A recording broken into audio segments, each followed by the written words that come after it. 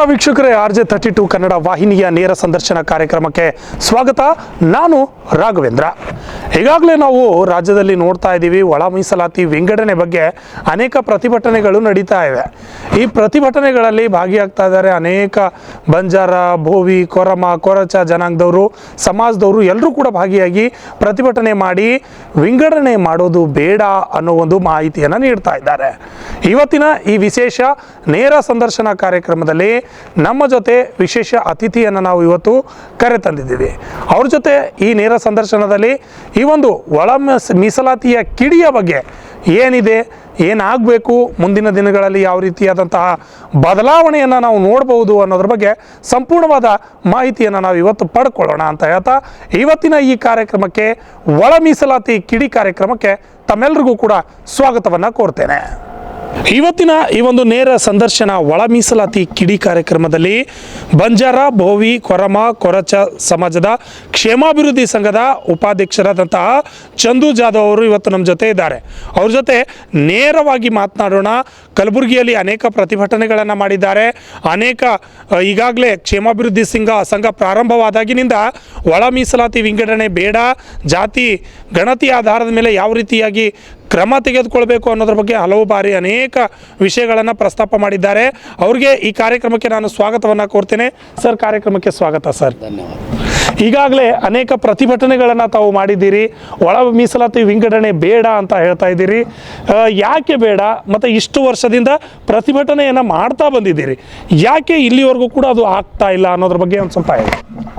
ನೋಡಿ, ಒಳ ಮೀಸಲಾತಿ ಜಾರಿ ಆಯ್ತಂದರೆ ನಮಗೆ ನಮಗೆ ಸ್ವಾತಂತ್ರ್ಯನೇ ಸಿಕ್ಕಿಲ್ಲ ಅಂತ ನಾವು ಅನುಭವಿಸ್ತೀವಿ.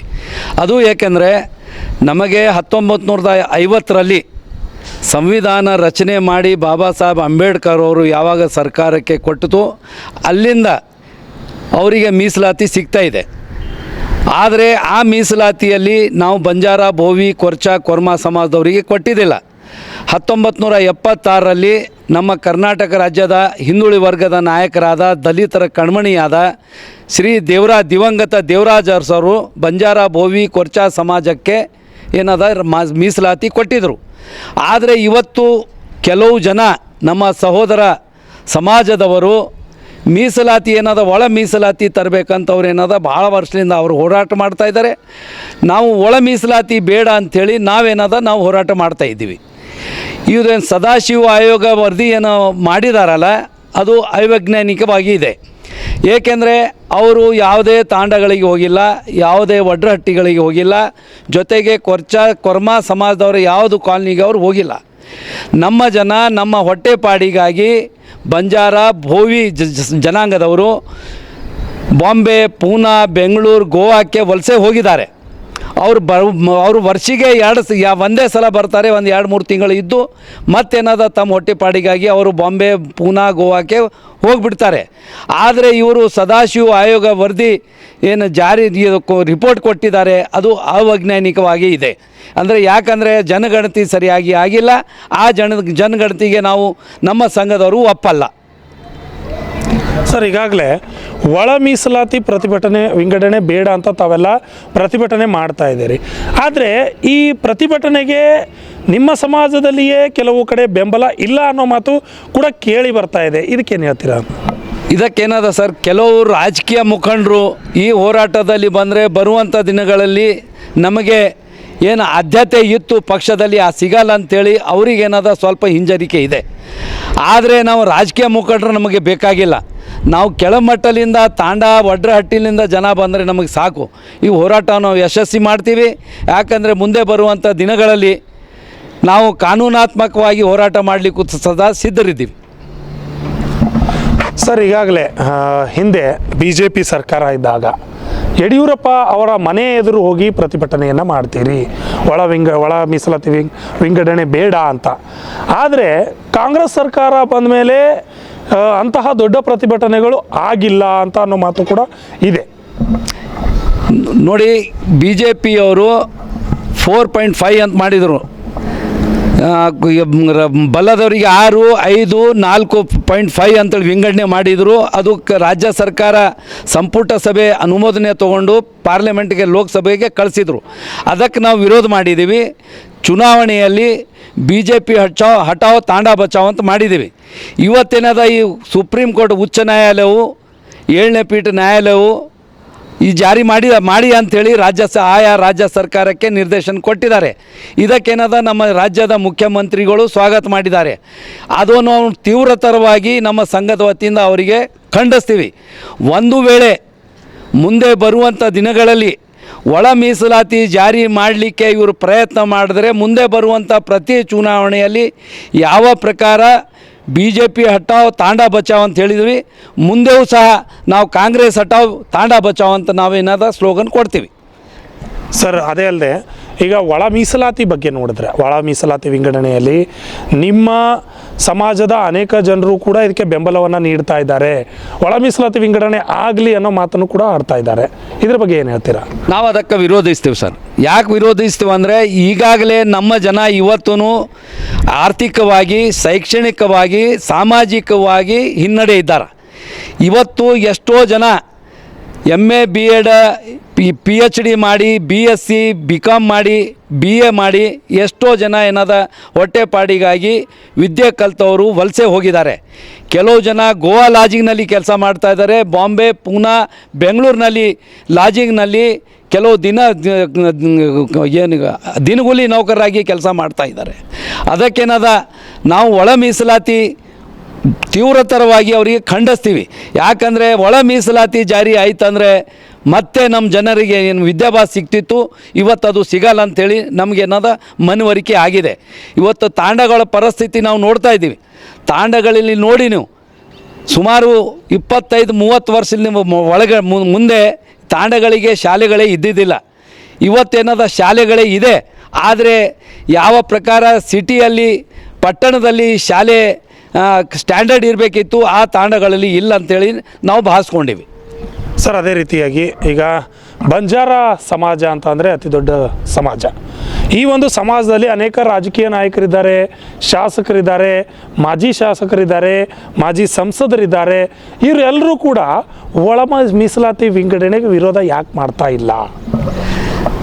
ನೋಡಿ, ಅವರು ತಮ್ಮ ರಾಜಕೀಯವಾಗಿ ಅವ್ರಿಗೇನಾದ ಪಕ್ಷದವರು ನಮಗೇನರೆ ಮುಂದೆ ಬರುವಂಥ ದಿನಗಳಲ್ಲಿ ಎಡ ಬಲದವರು ನಮ್ಮ ಬೆನ್ನತ್ತಿ ಟಿಕೆಟ್ ಸಿಗಲಾರ್ದಂಥ ವ್ಯವಸ್ಥೆ ಮಾಡಬಹುದು ಅಂಥೇಳಿ ಏನದ ನಮ್ಮ ರಾಜಕೀಯ ಮುಖಂಡರು ಬಂಜಾರ ಭೋವಿ ಏನು ಇದ್ದಾರಲ್ಲ, ಈಗ ಸದ್ಯಕ್ಕೆ ಏನಿಲ್ಲ ಅಂದ್ರೂ ಸುಮಾರು 15-16 ಶಾಸಕರಿದ್ದಾರೆ. ಅವ್ರೇನದ ಮುಂದೆ ಯಾಕೆ ಬರ್ತಾ ಇಲ್ಲ ಅಂದರೆ ಮುಂದೆ ಅವ್ರ ರಾಜಕೀಯ ಭವಿಷ್ಯ ಏನೋ ನಮಗೆ ಅಂಧಕಾರಮಯ ಆಗಬಹುದು ಅಂತೇಳಿ ಹೇಳ್ತಾ ಇದ್ದಾರೆ. ಆದರೆ ನಮ್ಮ ಸಂಘಟನೆದವ್ರಿಗೆ ಅವರೇನಾದ ಬೆಂಬಲ ಸೂಚಿಸ್ತಾ ಇದ್ದಾರೆ. ಸೊ ಅದೇ ರೀತಿಯಾಗಿ ರಾಜ್ಯಸಭೆಯಲ್ಲಾಗಲಿ ಮತ್ತು ಲೋಕಸಭೆಯಲ್ಲಾಗಲಿ ಈ ಒಂದು ಒಳ ಮೀಸಲಾತಿ ವಿಂಗಡಣೆ ಬೇಡ ಅಂತ ಧ್ವನಿ ಎತ್ತೋರೇ ಯಾರೂ ಇಲ್ಲ. ಯಾಕೆ ಹೀಗೆ ಅಂತ? ಲೋಕಸಭೆಯಲ್ಲಿ ಇದ್ದವರೇ ನಮ್ಮ ಒಬ್ಬರು ಬಲರಾಮ್ ನಾಯಕ್ ಅಂತೇಳಿ ಆಂಧ್ರದಿಂದ ಒಬ್ಬರು ಇದ್ದಾರೆ. ಆದರೆ ಅಲ್ಲಿ ಅವರಿಗೇನದ ಆಂಧ್ರದಲ್ಲಿ ನಮ್ಮ ಬಂಜಾರ ಸಮಾಜದವರಿಗೆ ಪರಿಶಿಷ್ಟ ಪಂಗಡದಲ್ಲಿದೆ ST ಅಲ್ಲಿ ಅಂಥೇಳಿ. ಅವರಿಗೆ ಏನದ ನಾವು ಅವರಿಗಿನ್ನ ಭೇಟಿಯಾಗಿಲ್ಲ. ಮುಂದೆ ನಮ್ಮ ಇನ್ನು ಬಂಜಾರ ಭೋವಿ ಕೊರ್ಚಾ ಕೊರ್ಮ ಕ್ಷೇಮಾಭಿವೃದ್ಧಿ ಸಂಘ ಏನು ಮಾಡಿವಲ್ಲ, ಇದು ಕರ್ನಾಟಕ ರಾಜ್ಯದಲ್ಲಿ ಇನ್ನು ಬರ್ತಾ ಇದೆ. ಅದು ಆದ ನಂತರ ಎಲ್ಲೆಲ್ಲಿ ನಮ್ಮ ಪರವಾಗಿ ಇದ್ದಾರೆ ಲೋಕಸಭಾ ಸದಸ್ಯರು ರಾಜ್ಯಸಭೆಯಲ್ಲಿ, ಅವರಿಗೆ ನಾವು ಇನ್ನೂ ಮನವಿ ಮಾಡಿಲ್ಲ. ಮುಂದೆ ಬರುವಂಥ ದಿನಗಳಲ್ಲಿ ಮನವಿ ಮಾಡ್ತೀವಿ. ರಾಜ್ಯಸಭೆ ಮತ್ತು ಲೋಕಸಭೆಯಲ್ಲಿ ಈ ಪ್ರಶ್ನೆಯನ್ನು ಎತ್ತಲಿಕ್ಕೆ ಅವರಿಗೆ ವಿನಂತಿ ಮಾಡ್ತೀವಿ. ಸರ್, ಈಗಾಗಲೇ ಬಂಜಾರ ಸಮಾಜದಲ್ಲಿ ಉನ್ನತ ಮಟ್ಟದ ಅಧಿಕಾರಿಗಳ ಕೊರತೆ ಇದೆ. ಸಮಾಜದವರು ಮತ್ತು ಈ ರಾಜಕೀಯದಲ್ಲಿ ಸರಿಯಾಗಿ ಪ್ರಾತಿನಿಧ್ಯ ಸಿಗ್ತಾ ಇಲ್ಲ ಅನ್ನೋ ಮಾತಿದೆ. ಇದ್ರ ಬಗ್ಗೆ ಏನು ಹೇಳ್ತೀರಾ? ಇದು ಕರೆಕ್ಟ್ ಇದೆ ಸರ್. ಯಾಕಂದರೆ ಇವತ್ತು ರಾಜಕೀಯವಾಗಿ ನಮಗೆ ಪ್ರಾತಿನಿಧ್ಯ ಸಿಕ್ಕಿಲ್ಲ. ಪ್ರತಿ ಒಂದು ಇದಕ್ಕೆಲ್ಲ ಅಸೆಂಬ್ಲಿ ಚುನಾವಣೆ ಆಗಿ ಹೋಗುವಾಗ ನಮ್ಮ ಒಬ್ಬರು ಸಚಿವರು ಇರ್ತಿದ್ರು. ಆದರೆ ಇವು ಸಿದ್ದರಾಮಯ್ಯ ನೇತೃತ್ವದ ಸರ್ಕಾರದಲ್ಲಿ ನಮ್ಮ ಸಚಿವರು ಇಲ್ಲ. ಏಕೆ ಇಲ್ಲ ಅಂದರೆ ನಾವು ಬಂದಿದೆ 3-4 ಜನ MLA ಶಾಸಕರು ಬಂದಿದ್ದಾರೆ ಕಾಂಗ್ರೆಸ್ಲಿಂದ. ಅದು ಆದ ನಂತರ ಲೋಕಸಭೆಯಲ್ಲಿ 5 ರಿಸರ್ವೇಷನ್ ಕಾನ್ಸ್ಟಿಟ್ಯೂನ್ಸಿ ಇದ್ದರೂ ನಮಗೇನಾದ ಒಬ್ಬರಿಗೂ ನಮಗೆ ಪ್ರಾತಿನಿಧ್ಯ ಕೊಟ್ಟಿಲ್ಲ. ಅದು ಆದ ನಂತರ ಉನ್ನತ ಮಟ್ಟದ ಹುದ್ದೆನಿದೆಯಲ್ಲ, IAS, IPS, KAS, KPS, IFS, ಅಲ್ಲಿ ನಮಗೆ ಸುಮಾರು 2 ಅಥವಾ 3 ಜನ ಏನದ IAS ಮತ್ತು IPS ಮಾಡಿದ್ದಾರೆ. ಇಂಥ ಉನ್ನತ ಮಟ್ಟದ ಹುದ್ದೆ ರಿಸರ್ವೇಷನಲ್ಲಿ ಮೀಸಲಾತಿಯಲ್ಲಿ ಎಡ ಮತ್ತು ಬಲದವರೇ ಹೆಚ್ಚಾಗಿದ್ದಾರೆ. ಅದಕ್ಕೆ ನಾನು ಸರ್ಕಾರದ ಮುಖ್ಯಮಂತ್ರಿಗಳಿಗೆ ನಾನು ವಿನಂತಿಪೂರ್ವಕ ಕೇಳ್ಕೊತೀವಿ, ನೀವು ಒಳ ಮೀಸಲಾತಿ ಜಾರಿ ಮಾಡಿದರೆ ನಮಗೆ ಸಿಗುವಂಥ ಸೌಲಭ್ಯ ಒಂದು ಯಾವುದೇ ಸಣ್ಣ ಪುಟ್ಟ ಸೌಲಭ್ಯನೂ ನಮಗೆ ಸಿಗಲ್ಲ. ಅದಕ್ಕೇನದ ನೀವು ದಯವಿಟ್ಟು ನಮ್ಮ ಮೇಲೆ ಕರುಣೆ ತೋರಬೇಕಂತೇಳಿ ನಾನು ಮುಖ್ಯಮಂತ್ರಿ ಸಿದ್ದರಾಮಯ್ಯವರಿಗೆ ವಿನಂತಿ ಮಾಡ್ತೀವಿ. ಈಗ ಒಳ ಮೀಸಲಾತಿ ಬಗ್ಗೆ ರಾಜ್ಯ ಸರ್ಕಾರಕ್ಕೆ ತಾವು ಕೊನೆಯದಾಗಿ ಹೇಳೋದಾದರೆ ಏನು ಹೇಳ್ತೀರಾ? ಮತ್ತು ಮುಂದಿನ ದಿನಗಳಲ್ಲಿ ಯಾವ ರೀತಿಯಾಗಿ ತಾವು ಮುಖ್ಯಮಂತ್ರಿಗಳಿಗೆ ಆಗಿರ್ಬೋದು, ಉಸ್ತುವಾರಿ ಸಚಿವರಾಗಿರ್ಬೋದು, ಇವ್ರಿಗೆ ಯಾವ ರೀತಿ ತಲುಪಿಸೋಕೆ ಪ್ರಯತ್ನ ಪಡ್ತಿದ್ದೀರಾ ಅಂತ? ನಾವು ನಮ್ಮ ಗುಲ್ಬರ್ಗಾ ಜಿಲ್ಲೆಯ ಉಸ್ತುವಾರಿ ಸಚಿವರಿಗೆ ಮತ್ತು ನಮ್ಮ ರಾಜ್ಯದ ಮುಖ್ಯಮಂತ್ರಿಗಳಿಗೆ ವಿನಂತಿಪೂರ್ವಕ ಕೇಳ್ಕೊತೀವಿ. ನಾವು ದುಡಿದು ತಿನ್ನುವ ಜನ. ನಾವು ಯಾವಾಗಲೂ ಹಳ್ಳಿ ಬಿಟ್ಟು ಬೇರೆ ಬೇರೆ ಕಡೆ ವಲಸೆ ಹೋಗಿ ಹೊಟ್ಟೆಪಾಡಿಗಾಗಿ ನಮ್ಮ ಮಕ್ಕಳ ಭವಿಷ್ಯಕ್ಕಾಗಿ ನಾವು ಬೇರೆ ಬೇರೆ ರಾಜ್ಯಕ್ಕೆ ಹೋಗಿ ನಾವು ಸಂಸಾರ ನಡೆಸ್ತಾ ಇದ್ದೀವಿ. ಇವತ್ತು ನೀವು ನೀವು ಸುಪ್ರೀಂ ಕೋರ್ಟ್ ಕೊಟ್ಟಂಥ ನಿರ್ದೇಶ ನೀವು ಇಲ್ಲಿ ಜಾರಿ ಮಾಡಿದ್ರೆ ನಮಗೇನದ ಅದು ಜಾರಿ ಮಾಡೋಕ್ಕಿಂತ ಮೊದಲು ನಮಗೆ ಒಂದು ಎಲ್ಲ ತಾಂಡಗಳಿಗೆ ಹೋಗಿ ಒಡ್ರಹಟ್ಟಿಗಳಿಗೆ ಹೋಗಿ ವಿಷ ಕೊಡಬೇಕು. ವಿಷ ಕೊಟ್ಟರೆ ನಾವು ಕುಡಿದು ನಾವೇನಾದ್ರು ಆತ್ಮಹತ್ಯೆ ಮಾಡ್ಕೋತೀವಿ. ನಮಗೆ ಆತ್ಮಹತ್ಯೆ ಮಾಡ್ಕೋಕ್ಕಿಂತ ದೊಡ್ಡದು. ಯಾಕಂದರೆ ಒಳ ಮೀಸಲಾತಿ ಜಾರಿ ಮಾಡಿದ್ರೆ ನಾವು ಶೈಕ್ಷಣಿಕವಾಗಿ ನಮ್ಮ ಹುಡುಗರಿಗೆ ಏನದ ಶೈಕ್ಷಣಿಕ ಸಿಗಲ್ಲ. ಸಣ್ಣ ಪುಟ್ಟ ಲೋನ್ ತೊಗೋಬೇಕಾದ್ರೂ ನಾವು ಇದರ ಮೇಲೆ ನಿರ್ಬಂಧ ಇದ್ದೀವಿ. ಅದಕ್ಕೆ ನಾವು ಮುಖ್ಯಮಂತ್ರಿಗಳಿಗೆ ವಿನಂತಿ ಮಾಡ್ಕೋತೀವಿ, ತಾವು ದಯವಿಟ್ಟು ನಮ್ಮ ಮೇಲೆ ಕರುಣೆ ತೋರಬೇಕು. ಅದಕ್ಕೇನಾದ ಒಳ ಮೀಸಲಾತಿ ಜಾರಿ ಮಾಡಬಾರ್ದು ಅಂತೇಳಿ ನಾವು ಬಂಜಾರ, ಬೋವಿ, ಕೊರ್ಮ ಸಮಾಜದಿಂದ ವಿನಂತಿ ಮಾಡ್ತೀವಿ. ಧನ್ಯವಾದಗಳು ಸರ್, ಇಷ್ಟೆಲ್ಲ ಮಾಹಿತಿಯನ್ನು ಸಂಪೂರ್ಣವಾಗಿ ನೀಡಿದ್ರಿ. ಈ ಒಂದು ಬೋವಿ, ಬಂಜಾರ, ಕೊರಮ ಸಮಾಜದ ಕ್ಷೇಮಾಭಿವೃದ್ಧಿ ಸಂಘದ ಉಪಾಧ್ಯಕ್ಷರು ಇಷ್ಟೋ ತನಕ ಸಂಪೂರ್ಣವಾದ ಮಾಹಿತಿಯನ್ನು ನಮ್ಮ ಜೊತೆ ಹಂಚಿಕೊಂಡ್ರು. ಈ ಕಾರ್ಯಕ್ರಮಕ್ಕೆ ಆಗಮಿಸಿದ್ದಕ್ಕೆ ಅವರಿಗೆ ನಾನು ಧನ್ಯವಾದಗಳನ್ನು ತಿಳಿಸ್ತೇನೆ. ಧನ್ಯವಾದ. ನೋಡಿದ್ರಲ್ಲ ವೀಕ್ಷಕರೇ, ಈ ಒಂದು ಒಳ ಮೀಸಲಾತಿಯ ಬಗ್ಗೆ ಯಾವ ರೀತಿಯಾಗಿ ಬಂಜಾರ, ಕೊರಚ ಕ್ಷೇಮಾಭಿವೃದ್ಧಿ ಸಂಘದ ಉಪಾಧ್ಯಕ್ಷರಾದಂಥ ಚಂದು ಜಾಧವ್ ಅವರು ಏನು ಹೇಳಿದ್ರು ಅಂತ. ಮುಂದಿನ ದಿನಗಳಲ್ಲಿ ಸರ್ಕಾರ ಒಂದು ವೇಳೆ ಅವರ ಒಂದು ಬೇಡಿಕೆಯನ್ನು ಈಡೇರಿಸದೇ ಇದ್ದರೆ ಮುಂದಿನ ದಿನಗಳಲ್ಲಿ ಬೃಹತ್ ಪ್ರತಿಭಟನೆ ಮತ್ತು ಮುಂದಿನ ದಿನ ಯಾವ ರೀತಿಯಾಗಿ ಕ್ರಮ ತೆಗೆದುಕೊಳ್ಬೇಕು ಅನ್ನೋದ್ರ ಬಗ್ಗೆ ಸಂಪೂರ್ಣವಾದ ವಿವರವನ್ನು ಹೇಳಿದರು. ಇವತ್ತಿನ ಈ ವಿಶೇಷ ಸಂದರ್ಶನ ಕಾರ್ಯಕ್ರಮವನ್ನು ಎಲ್ಲಿಗೆ ಮುಗಿಸ್ತಾ ಇದ್ದೇನೆ. ಹೀಗೆ ಹೆಚ್ಚಿನ ಕಾರ್ಯಕ್ರಮಗಳನ್ನು ನೋಡ್ತಾ ಇರಿ. ನಮ್ಮ RJ32 ಕನ್ನಡ, ನೈಜ ನಿಖರ ಸುದ್ದಿಗಾಗಿ. ನಮಸ್ಕಾರ.